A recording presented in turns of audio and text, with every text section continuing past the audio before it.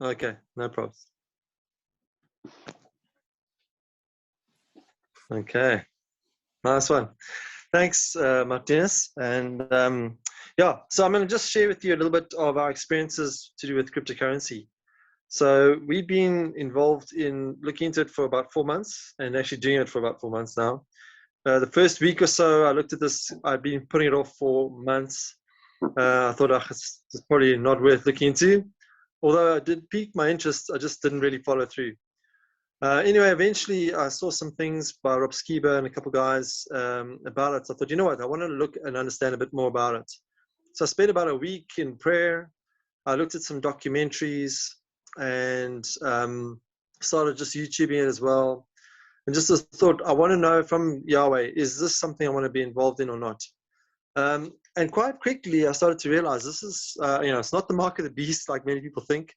If it is a market beast, then we're already way gone with as far as our normal cards and credit cards and online banking. So I realized quite quickly, if anything, this is more not the market beast and being so decentralized. Or it's not to do with the banks, the federal institutions, etc. So I wanted to sort of look into it more and understand it. So I think the first statement I have to make is that it's in God I trust, in God we trust. And so my trust is not in cryptocurrency, Bitcoin, whatever else.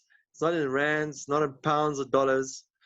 It's not in anything of our own ability or what's created. We believe in the Creator, Yahweh, our Elohim alone. And but the next thing is obviously to be wise with what we do have. So it's good to see the future of how money's going. Obviously, things will be going more and more digital. And so as I said, started really looking into it. A basic on the outset, basic thing about this is that Bitcoin was the one that started in about 2008-9.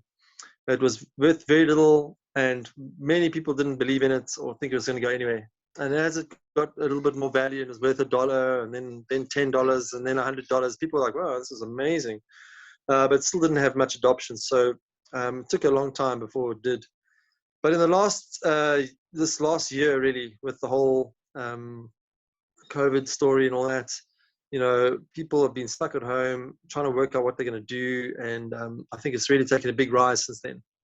So a basic outlook on Bitcoin is it's a decentralized currency. It's data-based. It's not like a physical thing, but it's created, it's mined like gold would be. And the centralized would be banks, etc. Decentralized means it's doing its own thing apart from that. And the blockchain is how it's all built, and it's just a very complicated system where they can have safe transactions which can't be copied, etc., etc. So there are a lot of pros and cons that we found along the way. Obviously, there's a lot of scams out there, just like there are for every form of money and everything you may own. There's scams, there's people trying to get your money and your crypto and all that sort of thing. So the first thing I did was I just put a small amount of money on a exchange that I'd been recommended from a friend who had been involved in it for a few months. And in doing that, I could put 100 Rand in. So that's what, £5. And just see, is this functionable? Can I put it in? Can I take it out? Can I send it? Can I receive it? That was my point. Is it functionable? And so I tested that. I literally put the $100 in. I was watching it go up quite quickly. It was in the start of this sort of what they call bull run. And I was like, wow, okay, but I want to make sure before I put anything else in there, I want to make sure I can get some out. So I literally did a transaction. Can I get this back into my Rands account? And sure enough, it worked. So I was like, yeah, brilliant. So I could put it in and I could take it out. And then I also tested sending it to this friend of mine. I found that if I used Luno, which is very easy to use in the UK and South Africa, and I realized, okay, I can now send this to him. If I send it to his Bitcoin address, there's a massive charge, but if I send it to his phone number or his email, it's free. So I was like, wow, okay, now I can send money for free and I can receive it for free. So that was like, okay, this is amazing. And I realized once I've sent it or received it, it then can gain value. It's like an asset that is designed. I think there's only 21 million Bitcoins that can be made. And so there is a scarcity value, just like gold or silver, where at some point it runs out and becomes more and more valuable. So yeah, then I was just, again, experimenting. Can I do different things with it? As I started to understand it more, I thought, let me put a bit more money in when I could get it, little bits and pieces.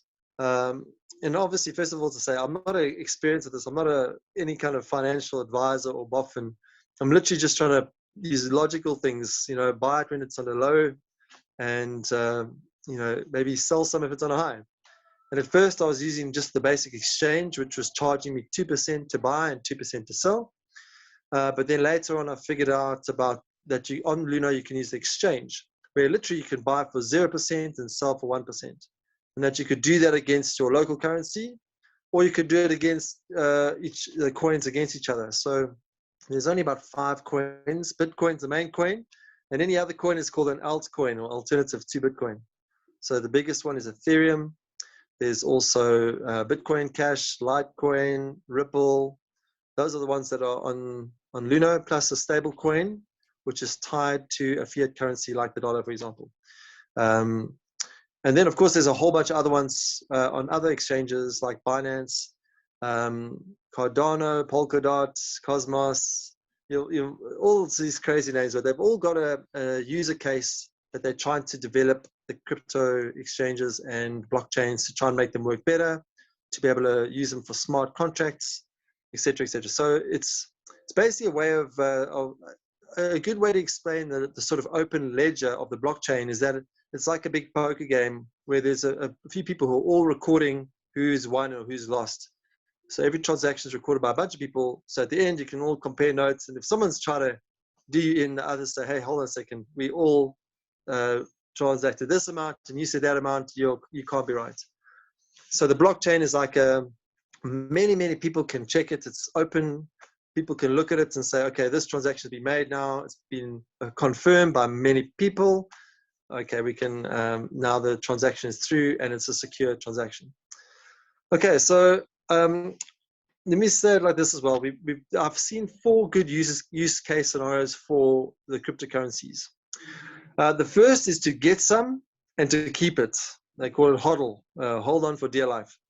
And so basically, if you look at the history of Bitcoin, it's been going up and up and had these dips. It's very volatile. It's like the stock exchange on steroids. It's just going up and down like crazy every day. But there's a general trend up. Every time it goes really high and drops down, it never drops down as low as what it did before on the previous low.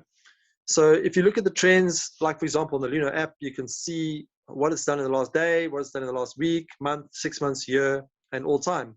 So you can see its trends. It's got a history. It's got the dots to look up on. So I've spoken to some people who said, oh man, I've lost money on Bitcoin. I said, well, how did you lose that? Bitcoin's done well. They said, no, we gave it to this company and then they lost our money or they ran away with money. So, it's about putting it out of other people's hands. The bonus about this is that you can manage this yourself. Once you've got this, for example, Luno exchange and wallet, it's yours. You can look after it. And if you're using larger amounts of money, then you want to take some of it off the exchange offline onto what they call a hardware wallet, like Trezor or Ledger. That way your money is not touchable by anybody. And you literally plug it in when you want to put money on it or off it or swap things around. So that's the first thing, is to keep some, and over time it's going to generate value. Maybe if you've bought it quite high up on a in a season where it's going up and then it drops, it'll show negative for a while, but eventually it's going to pick up again, whether that be hours, days, weeks, months, or even years. They talk about a general 4-year cycle, because every 4 years they halve the amount they can mine. And so that usually attracts a bull run, which lasts about 1.5 years. And then there's about 2.5 years of bear run. But again, the bear run from before the previous one is always a bit higher than the last. So if you can just hold on, then it's going to gain value over time. Plus, more and more people are recognizing this as a legitimate asset and it has value. more and more people are taking it on, and therefore it's gaining value over time as well. The second use for it is to be able to transact with it. So sending money, receiving money, paying for something, or receiving payment for something. You can do this if it's, for example, Luno to Luno account, you got the same account, or Binance to Binance, you don't pay fees. I'll give you an example. Some folk from the fellowship there in the UK wanted to send a lady in South Africa some money. If they had sent it the normal avenue via bank, it would have taken 3 to 5 working days. They would have been charged in the UK side for the transaction. In South Africa, they would have been charged to withdraw it, and just, you're losing value all the time. So this was a perfect time to show how this works. They gathered the money there. It was equivalent to 900 Rand or 45 pound. It got sent to my Bitcoin account, which got there instantly with no charges. So now the value was still 45 pound, 900 Rand. I didn't withdraw it straight away because there was a general trend upwards. I waited a couple of hours, and then it was the price at the point when it arrived that my account was 840,000 Rand a coin. It went up to 860,000 Rand a coin. So by this point, the 900 Rand is now worth 920 Rand. So then I withdrew it to my Rand account from my Bitcoin account, and then to the wallet. And then I transferred that to my South African account, Capitec account. That took about 24 hours. So now we're talking 26 hours. And as soon as I got it, this other person was at Capitec. I sent it directly to their account. They received it straight away. So in fact, I sent a bit more because our money was still going up that we still had. So I literally could send 1,000 Rand. And so this, we got within 1 day and a bit, this money was sent. It actually gained value, and we were able to get it to the person who needed it. So you can see the difference compared to the systems that are currently in place and this decentralized system. We've got a few examples of stuff like that. Over time, we hope that we don't really need to use fiat money. Fiat is like rands, dollar, pound, which over a long time ago used to be tied to the gold value. They call it the gold standard, which got disconnected, I think, in 1971. And so the value is just literally determined by the federal institutions, the banking institutions. So they can keep creating rands, dollars, pounds, but over time, the more they create, the less value they have. And meanwhile, food and other things are inflating in prices. So it's quite amazing to have the opportunity to have something that's hedging the gap against inflation. So yeah, that's the second use. The third use is that, like on the stock exchange, you can trade this. So you can trade it. For example, I could trade the Bitcoin against the Rand, or Ethereum against the Rand, or Ripple against Rand. If I see it's dropping, I can sell it to my Rand account, and then once it's dropped a little while, I can buy it back at a lower price. So now I've got more Bitcoin for my Rand value. You can also trade them against each other. And so, for example, you can trade Bitcoin against Bitcoin Cash. So with the Bitcoin, I buy some Bitcoin Cash. I set a price a bit above it. And then when the markets meet that price, it sells. And now you've got more Bitcoin than when you started with, but with the same amount of money you started with. So it's you can trade it. You're managing your own money. You're trading your own money. It's your responsibility. As I said, there's such a small percentage to do these transactions that you can act quite quick, and especially when you're using the coins against each other, they all have value. So even if you buy but your sale doesn't go through, you've still got both the coins still. So they both can increase in value over time anyways. So that's the third thing. You could do trade like on the stock market. It's very volatile. It's very active. So you can pick up, if you're not greedy, little bits and pieces all the time, and slowly build up your Bitcoin value over time. And then fourth is also you can put some of these values into savings accounts, which make a small percentage, like 4 or 7%, or even better, like on Binance, you can buy coins which you can stake. Staking is like putting some money into the company while it's developing, and then they use that money to do with their developments, and then they give it back to you with some some added interest. So you can basically, for example, you can buy some Polkadot or Cardano, and then with a portion of that, you can stake it, and it could be anything from 5% to 25% or 37% per annum, and you put it in for 15 days or 30 days or whatever. And then you build that interest up, which it pays into your account. And then after the 15 days, it pays your coins back out. And then you've got more to stake again. So not only can that happen, but the coin can also gain in value. Of course, it can go down a bit too. But in general, as I said, everything is moving up slowly but surely. So it can earn money on itself without putting extra money in. You can work it by staking as well.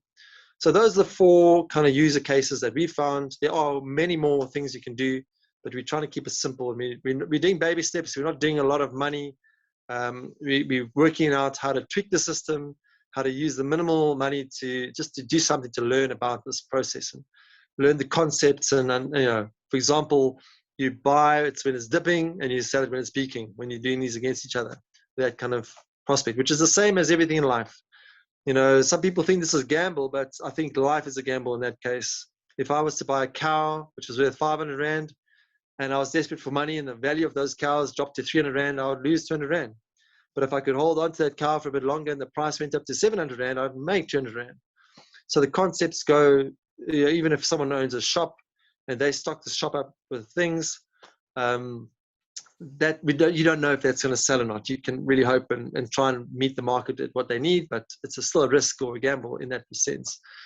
Yeah, so the thing about this being very volatile is you never know what it's going to do. You don't know whether it's going to be going up or down.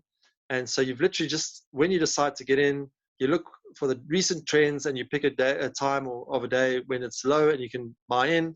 Right now, the market has dropped a lot in the last few days, which is really an advantage for people who aren't in to get in, or those who have been wise enough to keep some money aside can buy while it's low prices so that they get more value of Bitcoin or Ethereum or whatever else coin for the Rand or dollar or pounds they put in. So obviously sometimes if you buy it, it could drop and it can be quite scary, or other times you can buy it, it could go up and you're like, wow, this is amazing. I've done nothing and it goes up. I want to go to a biblical concept now about all this.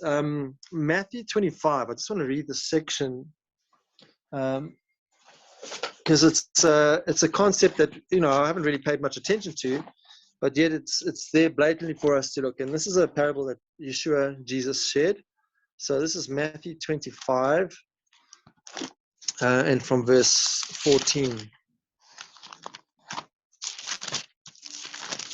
Okay.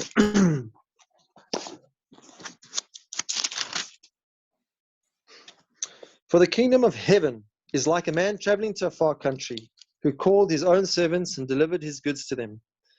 And to one he gave 5 talents, to another 2, and to another 1, to each according to his own ability.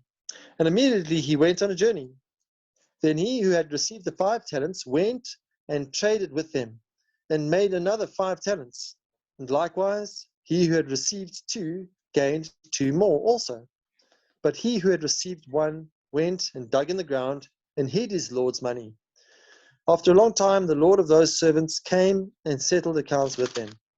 So he who had received 5 talents came and brought 5 other talents, saying, Lord, you delivered to me 5 talents. Look, I have gained 5 more talents besides them. His Lord said to him, well done, good and faithful servant. You were faithful over a few things. I will make you ruler over many things. Enter into the joy of your Lord. He also, who had received 2 talents, came and said, Lord, you delivered to me 2 talents. Look, I have gained 2 more talents besides them. His Lord said to him, well done, good and faithful servant. You have been faithful over a few things. I will make you ruler over many things. Enter into the joy of your Lord. Then he who had received the 1 talent came and said, Lord, I knew you to be a hard man, reaping where you have not sown and gathering where you have not scattered seed. And I was afraid and went and hid your talent in the ground. Look, there you have what is yours. But his Lord answered and said to him, you wicked and lazy servant, you knew that I reap where I have not sown and gather where I have not scattered seed. So you ought to have deposited my money with the bankers, and at my coming I would have received back my own with interest. So take the talent from him and give it to him who has 10 talents. For to everyone who has, more will be given, and he will have abundance. But from him who does not have, even what he has will be taken away. And cast the unprofitable servant into the outer darkness. There will be weeping and gnashing of teeth. So this has really impacted me now, especially in the line of what I've been looking into with this whole cryptocurrency story. And the fact that we can actually be wise with the money. I know for a fact that I've wasted a lot of money in fees, and I've been as best a wise steward as I can. I've tried to be careful with money. I've tried to be sensible, not buy things that we didn't need, etc., etc. Living a simple life and being fruitful with what we have. But for the first time in a long time, we've actually been able to use some of what we've been given and make it produce a little bit more. We've been able to bless more people with it. We've been able to get other people started with this, and they've been benefiting from it too. So I suppose the concept that I'm saying here is, with what funds we have, we need to be wise stewards with what we're given. So yeah, and it's not about having a lot. It's not about putting all your life savings in here. I think it's wise to spread your assets. Don't put more into this than you can afford to lose in case it does go south quickly. As I said earlier, my trust is first in Yahweh, but I have some rands. But if my rands gets disappeared or pulled, or they somehow drop the system, well, I have a bit of cryptocurrency to work with. And if that gets pulled somehow, which would be difficult for them, but if it did, well, we've got some vegetables in our garden, we've got some fish that we can catch, and we can trade with our neighbors and friends around here, some food and things. And then, of course, like I've shared with many people, if indeed we get taken from this place and put in a cell where we can't do anything, we can't grow food, we don't have access to money or crypto or gold or anything like that, Yahweh promises us in his word, in Proverbs and in Psalms, that he will keep us even through famine. So we can trust in him and not worry about these things. But while we are living in this world, we are not of it, but we can trade. We can work with the systems that are here. We can move forward. We can get into things like this early so that we can benefit from it and help each other and other people to work against poverty, against, this is every person's kind of deal. Anyone who can get a phone and data can get an account, and they can put 10 Rand in, 50 pence to start. It's not about you have to have this much money to start or whatever. You can start small and work it out. There's another scripture in Ecclesiastes 11 verse 2 that in most translations doesn't really say a lot, but in some it has an interesting way of putting it. Let me see if I can open this phone here.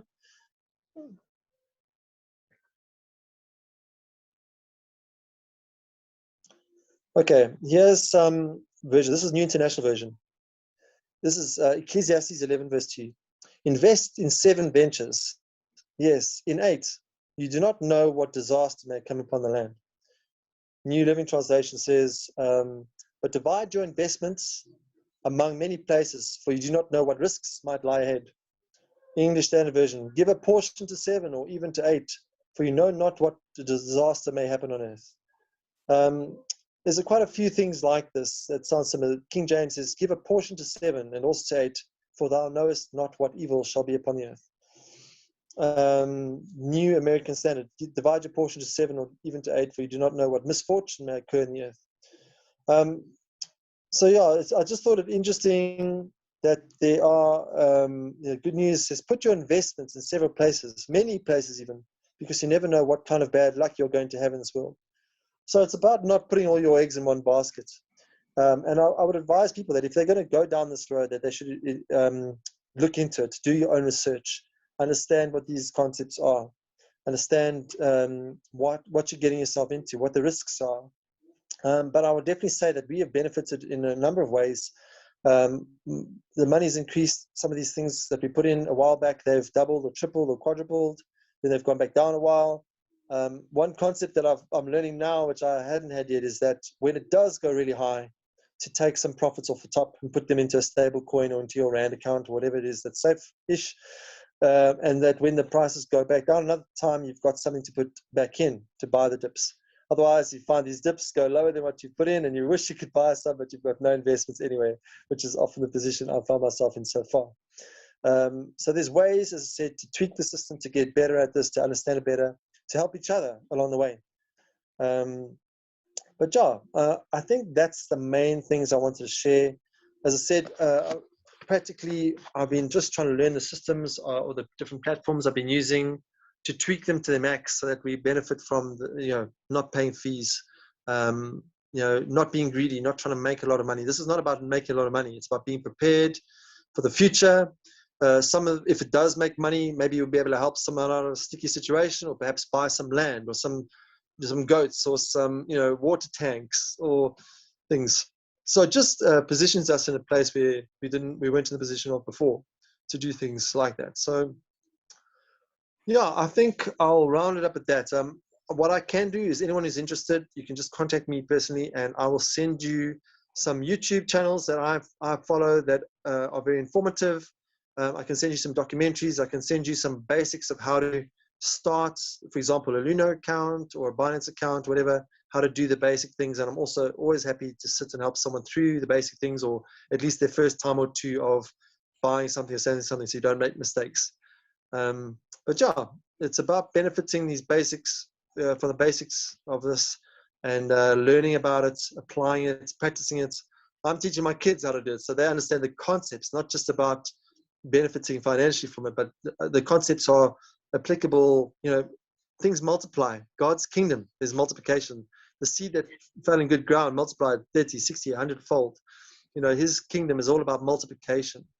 So yeah, I just think it's a really interesting thing. There are some things that you got to be careful of. You don't want to lose or waste money doing this. But you just got to be logical and use common sense and be wise about what you do when you do it, and don't put too much in that. You don't make yourself stuck that you can't do what you need to do, and say the prices do drop and now you don't have access to much. So yeah, I don't know if that's helpful. As I said, I'm happy to answer questions. I don't know if you guys have any questions just now. I don't know how much time is left there, Martinez. 6:44 minutes. Okay. 6 minutes. Yeah. Well, let me stop there with those things. And I don't know. Do you guys have any basic questions so far? Do you think I'm crazy? Do you think I've lost the plot, or do you think perhaps there's something to this? I think there's something to it, definitely. Yeah, I think it's a new concept to get used to. With me, the stock market's always been, sort of an interest and that, but it's very involved to get involved with that. It's not as simple as cryptocurrencies. And I think you could have the same benefits, if not more, than general stocks and that. I think we should put a little bit on, and like Mark has done, and see how it works. With me, I'm old school. I buy a machine. That machine makes money, and then in the end, you can still sell the machine. Or a camera or whatever. I've always, through the years, realized that you might invest a lot in a camera, but over 5 years, that camera really makes a lot of money, more than what you would if you put it into a bank. It's like, I think, Kirsty, if you buy a sewing machine, that sewing machine creates income over, the 10 years that you have it. And afterwards, you can still sell it for probably more than what you paid for it. That's my form of investment. But I think it's good to have, like you said, the 7 or 8 different places, just to take some money and put it there for, just to see how it works out, as well. I think that living in I'll give you a quick example. There was a big company in the States who said, look, whatever profits we make, we put in 10% into Bitcoin or Ethereum or whatever, and the other 90% we use to buy new stock and everything. And after a few months, they said, put 50% into Bitcoin and Ethereum, because the amount of profits we make on that is equipping us to better buy more stock and be able to equip ourselves better to buy the more equipment, to sell that off again, et cetera, et cetera. So, I think the concepts can complement each other. For example, when you've made profits you've bought a camera, you've sold a few good photos, and now with some of the profits, you put a percentage of that to cryptocurrency, for example, and the others you use practically to buy more film, food, whatever else. But then and then some of that cryptocurrency can then mature, and then you can buy more equipment, or they can complement each other, is what I'm basically saying. So yeah. And I think it's you know, a much safer way to deal with money, because you know, if you think just in South Africa, having to buy something that's in dollars, like equipment, you know, it becomes very expensive. So if you can just, you know, sort of work with something that's not linked to your Rand account, you know. Yeah, because I think our biggest investment is our house. But if something has happened in South Africa and we have to leave, then what do we take? You know, then so I would like to see it. Even the equipment, you can't uproot the equipment and take it with you. You might not be able to sell it at such short notice. So I think it's good to have a place where you could have some invested in a bank and some invested online and in your house and in your equipment. I see that working, you know, for different instances, for many eventualities in the long run. So not to put all your eggs in one basket. Yeah, that's good. And you know, another great thing is like, so for example, you did have to move country, you still have your value with you all the time. It's already where you go. It's also very divisible. Whereas gold, you can't break it up into little pieces very easily. This is divisible to 8 decimals in preparation that if it's ever worth $1 million, the last decimal will be equivalent to $1.00. So you can imagine if you're getting it now, when you're getting 2 or 3 zeros to your figures, you buy a part of a Bitcoin. That becomes a lot more as the decimals move down in value or up in value. So it is practical in that sense too, that it's instant. It can move anywhere across the world very quickly. It holds its value, sort of minimal risk as if you withdraw it straight away, or there's a potential of it making more or dropping, but you know, to then gain even more value. So for example, if you have to suddenly move house or move overseas or something, your asset is with you all the time, and you can literally just connect it to wherever you are. Hopefully more and more people will accept Bitcoin. I know, for example, the courier guy here, they accept Bitcoin as payment. All the forward-thinking companies are doing that. Even our bank, Capitec, there's a cryptocurrency aspect to it. I think it's firstly good to manage your own and keep it off the central banks and things, so that you can learn how to manage yourself and be responsible for it yourself and things. But yeah, it is exactly that. It's about, they complement each other. It's about having your eggs in many baskets and not putting them all in one place. Mike, can you explain the crypto mining? You know, what does that entail? You know. So crypto mining, I don't understand it fully, but the basics of it is people need to generate this. It costs energy, as far as mostly renewables, but it costs energy of power, electricity, computer systems, and this is what builds the blockchain. And so, you know, a lot of people have got big farms with lots of computer power and cables and data. It's also about data storage. So yeah, I think if you watch some of these documentaries, they give you a better idea of how that works, and you can look into it. But yeah, I mean, nowadays it's not so easy to get into mining because you need big computer power and energy to actually run these machines, and the fans to keep them cool while they're operating, to do all the transactions and to build the blockchain and confirm multiple confirmations of a transaction. So yeah, it's not something that just appears out of nowhere. It is something that's created out of the data that is out there. You know, so yeah, but have a look more into it, look it up. As I said, do your own research, understand